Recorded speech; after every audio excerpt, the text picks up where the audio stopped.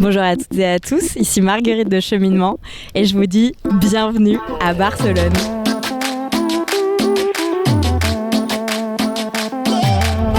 Quel bonheur de vous retrouver ici sous le soleil de Barcelone. Si je suis là pendant 3 jours, c'est parce que MedCheck Studio est partenaire de l'événement organisé par l'association Shared Patient Experience.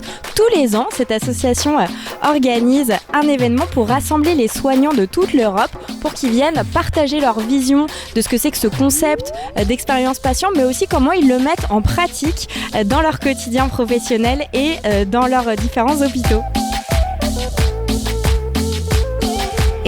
Sant Pau es un hospital que está trabajando en un plan estratégico que tiene 2 grandes fechas, 2025-2030, y en esta hoja del plan estratégico marcado, la ética es el eje vertebrador y los diferentes territorios con los que trabajamos están muy orientados a poner el usuario en el centro de una manera real, en la práctica diaria.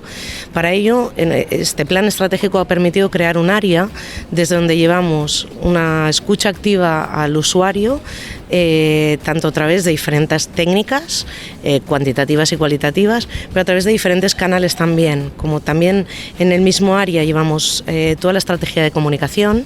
Las redes sociales es una fuente de escucha activa para nosotros, el servicio de atención al usuario también, nuestros propios profesionales, todos los procesos de trabajo empiezan con una escucha activa a nuestros profesionales y después a los usuarios, y creo que esto pues es un hecho diferencial en nuestro modelo organizativo, ¿no? Y que permite que la escucha a los usuarios sea real y permita identificar retos y soluciones adaptadas a las necesidades reales del usuario. Nosotros aquí en Sant Pau, por lo menos, cómo estamos trabajando la experiencia de paciente es, en primer lugar, analizar qué se estaba haciendo ya desde un primer momento, a base de esfuerzo y buena voluntad de profesionales que no se dedican a ello, pero ya tenían esta sensibilidad para hacerlo. Y cogiendo eso como base de trabajo, ampliarlo, homogeneizar metodologías, establecer canales, recursos que podamos acompañar, ¿no?, a estos profesionales que tienen esta sensibilidad y que pueden ser de alguna manera embajadores de lo que nosotros como equipo de experiencia de usuario les podemos ofrecer. Un proyecto con el que estamos disfrutando muchísimo y se han involucrado familias, profesionales de varios equipos, incluso entidades y asociaciones de pacientes, es el proyecto de humanización de pediatría, que justamente hoy por la tarde podremos profundizar con más detalle en uno de los talleres que hemos organizado.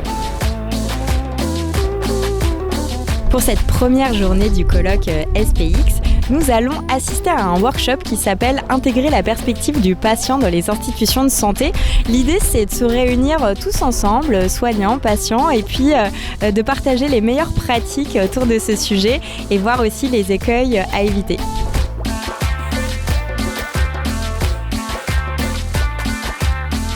On vient effectivement de terminer le workshop sur l'expérience patient ici à Barcelone.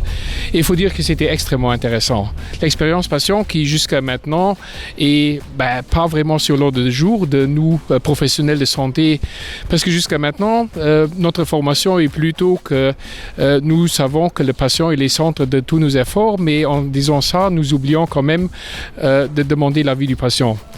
En prenant compte l'expérience patient, il faut se poser la question. Et la question, elle est vraiment comment on va demander l'avis des patients si on sait qu'il y a beaucoup de patients par jour qui passent dans nos établissements. Donc on a échangé vraiment énormément de bonnes idées. On a eu de très beaux exemples dans le workshop comment le faire.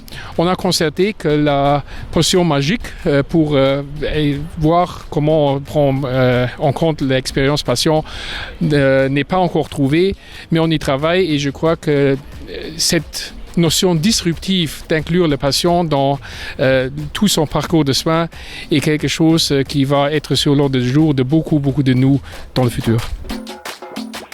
Donc ce que je retiens de ce workshop de cet après-midi et les différents échanges qu'on a pu avoir sur les différentes pratiques en fonction du type d'établissement auquel on appartient, du type de pays dans lequel on est également. Donc ça c'était très riche en termes d'expériences partagées, j'ai trouvé cet après-midi. Alors j'ai modéré le workshop sur l'humanisation, humaniser les soins de santé. On a vu trois communications super intéressantes. 2 communications axées expérience patient francophone, une belge et une française, sur comment créer de la communication avec les patients et surtout les aidants et la mise en place d'appels 24-48 heures après le début d'une hospitalisation non prévue, ce qui permet de remettre du lien entre les patients, les aidants, la famille et de préparer un retour à domicile. C'est très intéressant. On a vu un centre de dialyse français qui a mis en place une cellule expérience patient et comment ils ont inclus une patiente conseil, une patiente partenaire dans cette cellule expérience patient. Et on a vu un 3e talk qui a changé de côté, qui s'intéressait cette fois à remettre de l'humain dans le prendre soin des professionnels de santé et comment c'était central dans le développement d'une culture expérience patient au sein d'un établissement. Ce que j'ai dit, c'est effectivement comment prendre soin des patients quand personne prend soin des soignants, c'est pas possible. Et donc c'était effectivement très intéressant et important de faire ce petit pas de côté sur ce que moi j'appelle la symétrie des attentions. On fait attention aux patients et on fait attention aux soignants. Ik ben Kathaline Doven, algemeen directeur van het Witgele Kruis West-Vlaanderen. Dat is een thuisverplegingsorganisatie in België. Wij werken met meer dan 1200 verpleegkundigen en zorgkundigen, waarvan meer dan 93% vrouwen en de gemiddelde leeftijd van onze medewerkers bedraagt 44 jaar. Wij zetten sterk in op het welzijn van onze medewerkers en om die reden hebben we recent een event georganiseerd rond de menopauze. Onze doelgroep, onze verpleegkundigen, behoren volledig tot de doelgroep van de menopauze en de premenopauze. En eigenlijk was dat event met een dubbele bedoeling. Eerst en vooral willen we bij onze medewerkers sensibiliseren over de menopauze en hen bewust maken wat dat betekent en hoe ze daarmee kunnen omgaan. En de tweede doelstelling is effectief om hen handvaten aan te reiken om met deze nieuwe fase in hun leven om te gaan. Ik ben ervan overtuigd als werkgever dat investeren in dergelijke preventie ook bijdraagt tot het welzijn van onze medewerkers. In een volgende fase overwegen we zelfs om menopauzeconsulenten ook aan te bieden aan onze medewerkers. Qu'est-ce que tu retiens de cette dernière demi-journée ? Alors moi, ce que je trouve génial, c'est vraiment de voir d'autres choses, d'autres établissements qui font de l'expérience patient, parce que moi, à l'hôpital, donc on n'est que 2 avec Valérie Moulin, avec qui je travaille, qui est ma directrice, mais dans les faits, moi, au Living Lab, il n'y a que moi, donc ça peut donner le sentiment qu'on est un petit peu seul, et en fait, il y a plein de personnes qui travaillent sur l'expérience patient, et ce que je trouve très riche, c'est qu'il y a beaucoup de manières de faire de l'expérience patient en fonction de la construction des sites, en fonction de comment elle est impulsée au siège ou alors directement dans l'établissement. En fonction si on fait plutôt de la recherche, si on fait plutôt du design. Donc c'est vraiment ce que je trouve très riche, c'est cette diversité en fait de manières de faire de l'expérience patient. Donc moi, mon travail au quotidien, c'est surtout d'être à l'écoute des patients. Donc je travaille dans un Living Lab qui est en fait mon bureau et qui est dans le hall de l'hôpital, et les patients, les proches, n'importe qui peut venir au Living Lab pour parler de son expérience. Donc il y a toute une partie de recueil de l'expérience patient, et après c'est beaucoup de gestion de projet. C'est bien de recueillir, mais qu'est-ce qu'on en fait ? C'est la partager aux équipes, à la direction, c'est la mobiliser, cette expérience pendant de la gestion de projet en fait, pour prendre des décisions, pour essayer d'améliorer l'expérience patient. Donc voilà, ça peut prendre beaucoup de formes différentes, et c'est vraiment quelque chose de très stimulant. C'est très important de reconnaître la participation des patients. La reconnaissance peut être monétaire, mais est aussi très importante en termes de reconnaissance informelle ou de reconnaissance formelle. Donc, moi, tous les jours, je m'efforce de remercier les patients qui s'impliquent dans des initiatives, mais aussi de leur refléter en quoi leur participation a eu de la valeur ajoutée ou a contribué à prendre des meilleures décisions. Souvent, les patients nous disent ce qui me motive le plus, c'est de savoir que ma contribution a été utile. Donc, moi, je travaille beaucoup à ce niveau-là. Dans mon expérience, c'est peut-être 4 patients sur 10 qui expriment l'intérêt d'être rémunérés, mais il y en a 6 sur 10 qui disent « Moi, je veux surtout pas être rémunéré parce que je veux sentir que ma contribution est faite de façon indépendante ou autonome. » Et puis, ce qui me motive, moi, c'est de savoir que j'ai aider à améliorer les soins et services pour les futurs patients. Donc, à la question, doit-on rémunérer ou pas, j'aurais tendance à dire...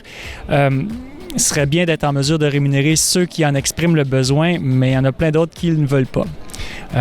Pour le moment, nous, de notre côté, on est plus à dédommager les patients pour s'assurer qu'ils n'encourent pas de frais, de coûts, mais on n'en est pas encore à rémunérer.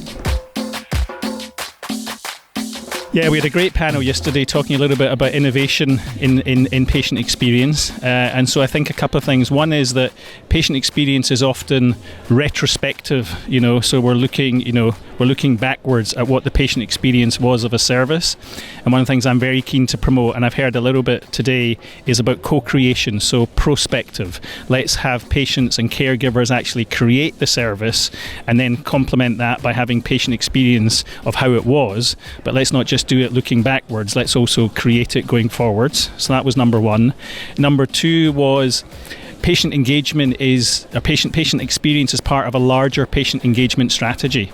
And I think what we need to be thinking about is, do we have chief patient officers on the board of hospitals? How do we really engage the whole patient organisation to be focused on patients, and not just experience, but how do we help our clinicians to become health coaches and to look at self-care, self-management and behaviour change. So that's not patient experience per se, but it is putting the patient at the centre, so it's a patient engagement practice. So let's look at patient experience as part of a much bigger patient engagement strategy.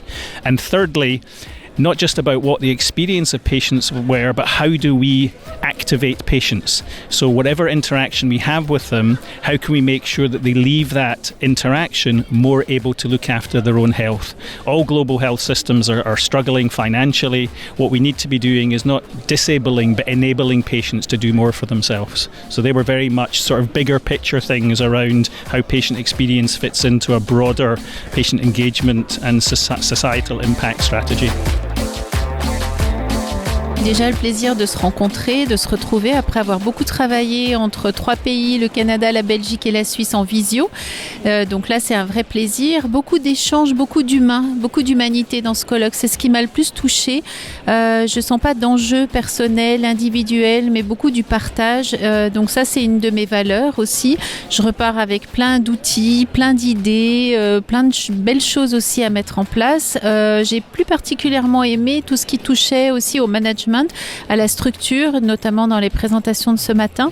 Ça, c'est quelque chose qui me parle beaucoup et que je vais essayer de mettre en avant aussi avec la valeur. Ça, c'est aussi un nouveau modèle pour moi à mettre en avant dans ma pratique quotidienne. On a aussi parlé de mesures de résultats et ça, je trouve qu'on est pas encore tout à fait là-dedans. En tout cas, moi, personnellement, dans mon institution, on n'y est pas. Et voilà, je trouvais intéressant aussi de pouvoir découvrir des institutions qui sont déjà à des mesures de résultats avec l'impact sur les patients, sur les professionnels et sur l'institution en tant que telle.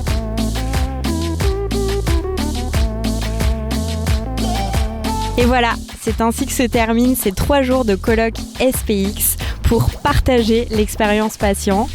J'ai appris énormément de choses, j'ai rencontré énormément de personnes, vraiment tout type de profils, des médecins, des patients, d'autres soignants, des directeurs d'hôpitaux, d'établissements de santé, etc.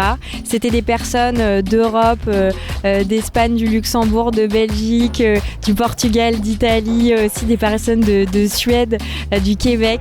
C'était vraiment exceptionnel. Et donc, c'est le moment pour moi de remercier l'organisatrice So Young qui nous a invités dans ce superbe contexte.